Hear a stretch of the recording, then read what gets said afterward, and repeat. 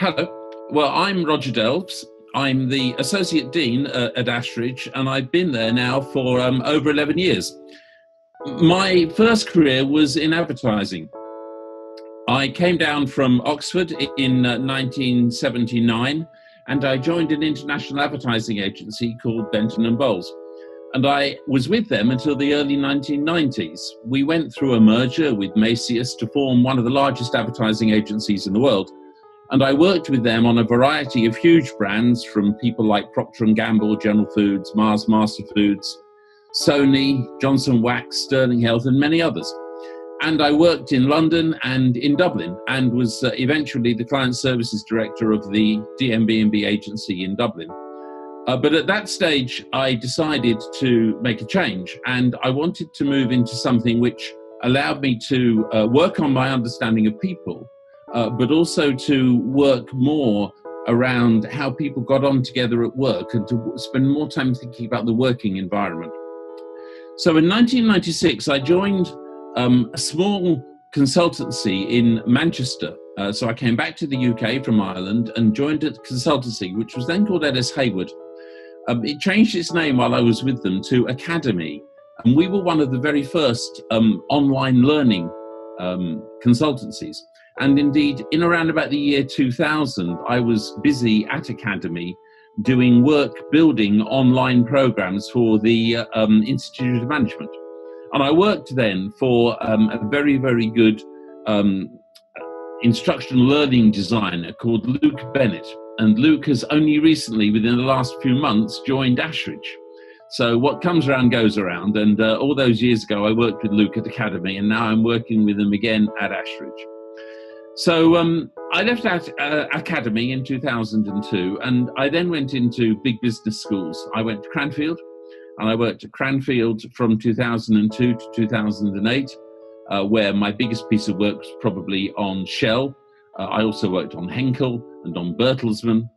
And then I went to Ashridge in 2008, and I've been at Ashridge ever since. And I'm very happy to be there. It's a wonderful place to work, and I'm surrounded by not only wonderful buildings and wonderful countryside, but some tremendous companions as well. So what I do at Ashridge, I have the title of Associate Dean. So I work with the Dean of Faculty, Dina Dommett. Dina recently came to us from Oxford Said. And my job is to support her in running the academic affairs of Ashridge. So when we think of Ashridge, really it's easiest perhaps to think of us as having three fundamental areas of business. One is to do degree programs, another is to do open programs, and a third is to do tailored or customized programs.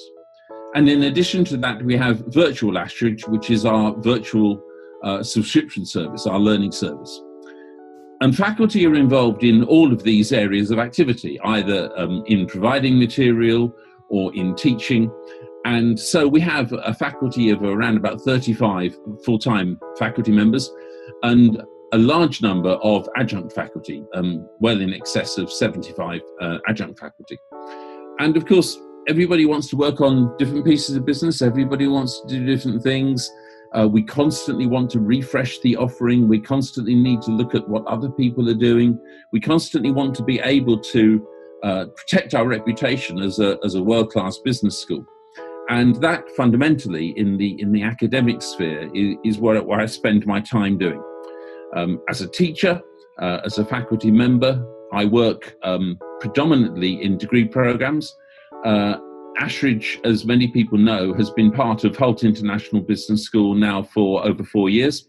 We're the executive education arm of Hult International Business School, and I teach on Hult undergraduate and postgraduate programs. And I'm fortunate in that I've been able to teach all over the world with Hult.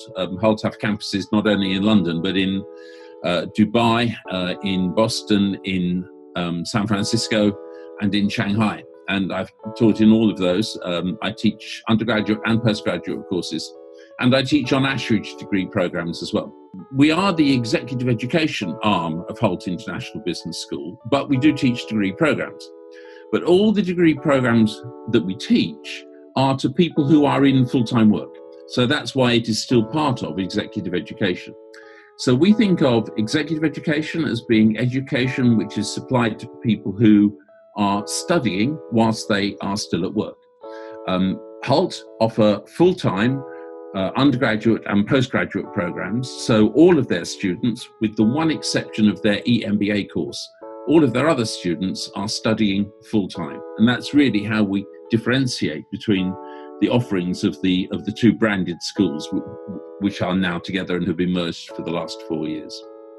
And of course, because we have these two schools and these many campuses, there's quite a lot of work that I do in terms of thinking about who wants to work where, who would like to work at undergraduate or postgraduate on a Hult campus, which of the Hult professors would like to come and work at Ashridge, how can we share our knowledge, how can we share our best practice. And we recently had a Hult Global Faculty Summit at Ashridge at the start of January. And it was wonderful to see faculty from all over the Hult world getting together at Ashridge and talking about what they're doing and what they're working on, what they're writing, what they're reading, what they're teaching. And it was a wonderful occasion. Well, it's a highly competitive world that we live in. And of course, we are a very competitive business school. So one of the priorities is to continue to be competitive. We are a registered provider within the degree apprenticeship world, and we have a range of degree apprenticeship offerings at level 6 and level 7. And we want to get those as well known and as well supported as we can. We have had a reputation as a preeminent business school for executive education for a very long time. And we are constantly looking to bring that executive education offering to as many new clients as we can and to renew our relationship with our existing clients. We have an open portfolio of programs which we are constantly looking to improve and enhance, which offer organizations opportunities and individuals opportunities if they don't want to have a full tailored experience, to send people to Ashridge onto open programs to learn alongside people from many other different industries and backgrounds. And then, of course, there's the virtual Ashridge, the subscription service, and where we're doing lots of marvelous things with nano courses and using our ability to develop lots of new ideas around online learning, which we've been doing now for 8 or 9 years. And showing our clients and our prospective clients that we are, as we always have been, at the leading edge of thinking around executive education, around interventions that work, interventions that are powerful, that are relevant, that are appropriate, and that will help people to make changes in the workplace.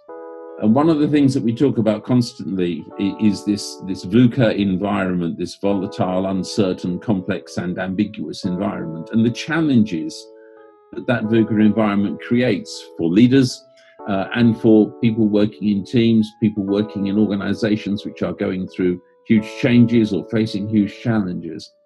And the role of management education and executive education to help people to face those challenges better, with more confidence, with a greater sense of stability, to help lead other people through change more successfully, to deal with this VUCA environment in a more positive way and help other people deal with it in a more positive way.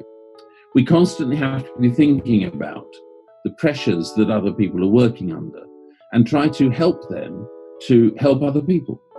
And particularly because we deal with the nature of leadership and the skills of leadership so much at Ashridge, that's a really important part of what we're doing. Well, I think how we teach change is constantly changing itself.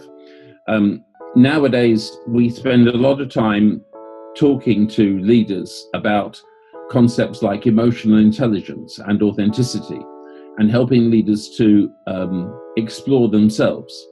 We talk about things like developing a practice of reflection, thinking about things and thinking about themselves and about how they act and how they are and how others experience them. about a practice of mindfulness and about how being mindful can help us to become more resilient, how mindfulness and self-awareness can help us to be more able to deal with all of these volatile circumstances that we've just been discussing. So the nature of what we talk about with leaders has changed significantly over the last decade or so. And the way in which we explore these things is changing as well.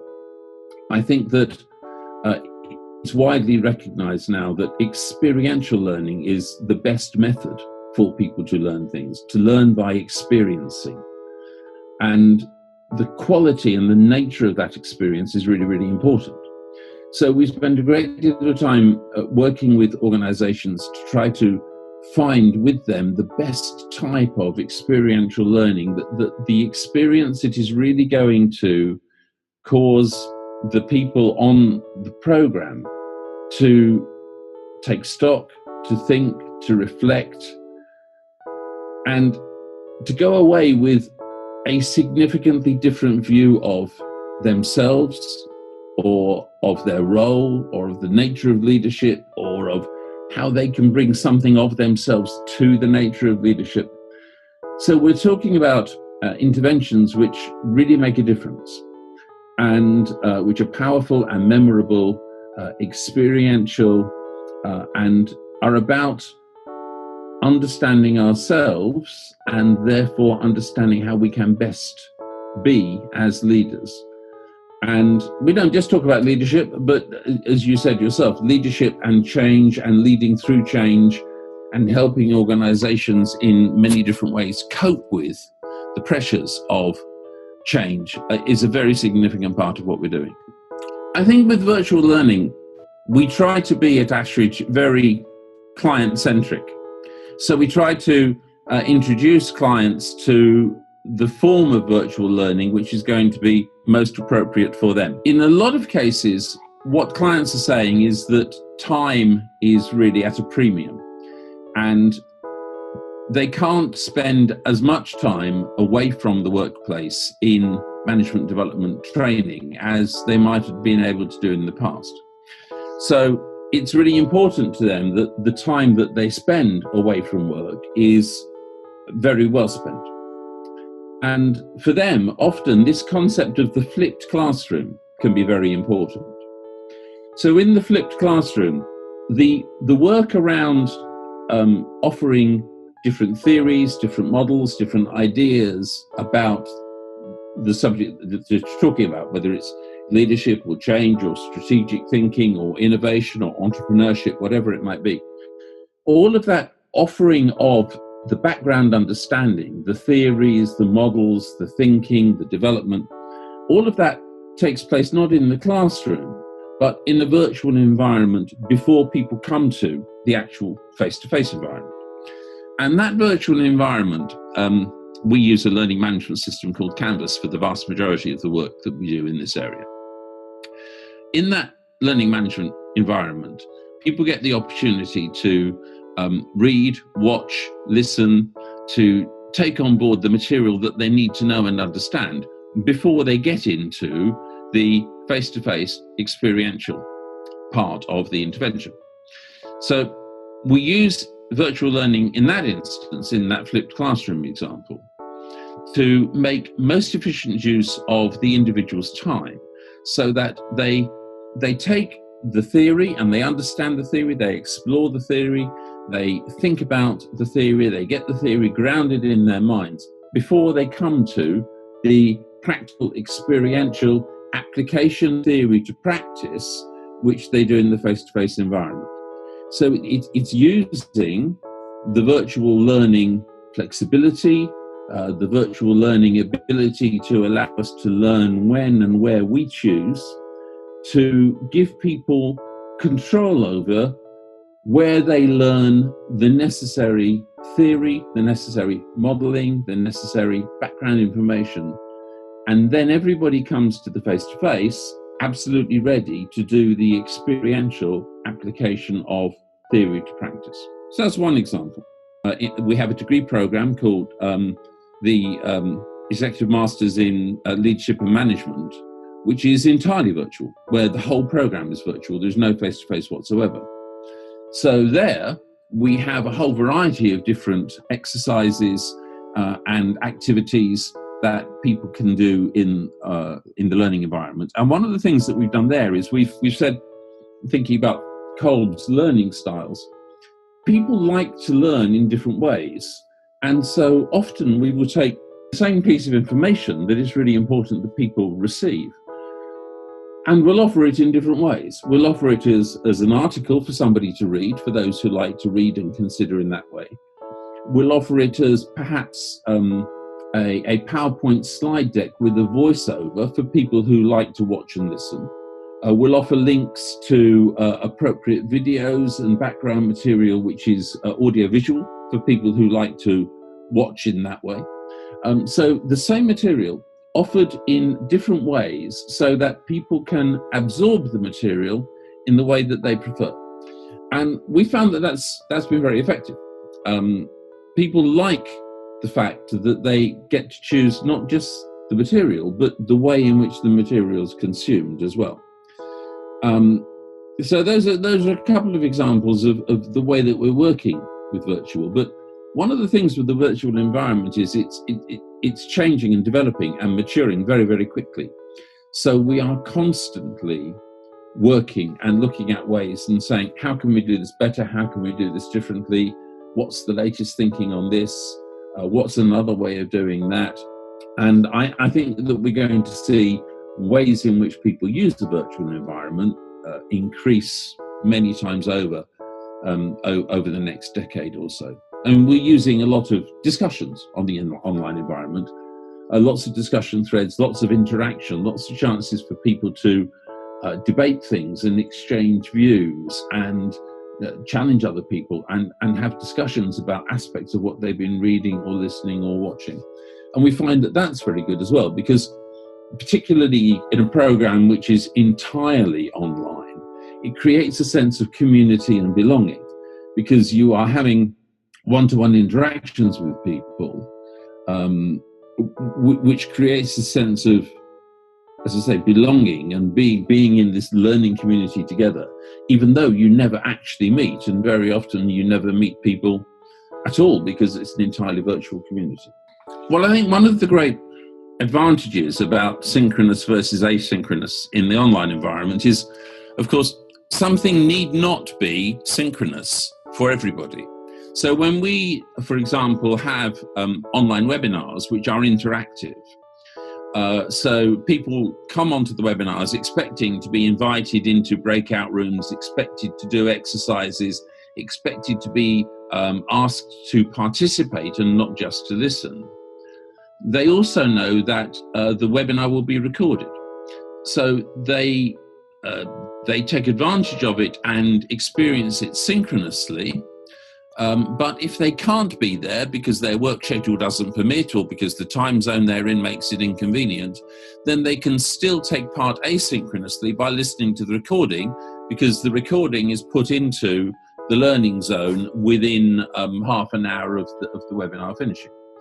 But when we structure our webinars, we make sure that there is as much interaction as we can build into it. Now, we don't make it a requirement. We don't force people to interact, but we make it very easy for people to interact. We have exercises, we have games, little breakouts to think about questions, an opportunity to challenge, opportunities to take parts of what we're talking about and think about them in a side room for 5 minutes and then come back and talk in the bigger plenary session. And all of these things are designed to give people a chance to get their voice in the room and give people a chance to feel that they're contributing to and shaping the discussion rather than just listening to a sage on the stage. We want people to feel that online learning is altogether learning. It isn't simply a one-way transmission from us to them. It's actually everybody learning together. and everybody learning from one another as much as if they were all in a room together. And we try very hard to create that environment.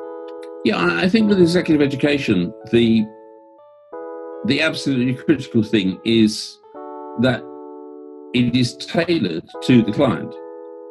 And clients ask for tailored solutions because they want something which is absolutely addressing their challenge, their opportunity, the things that they feel they want to leverage, or the things that they feel they want to address.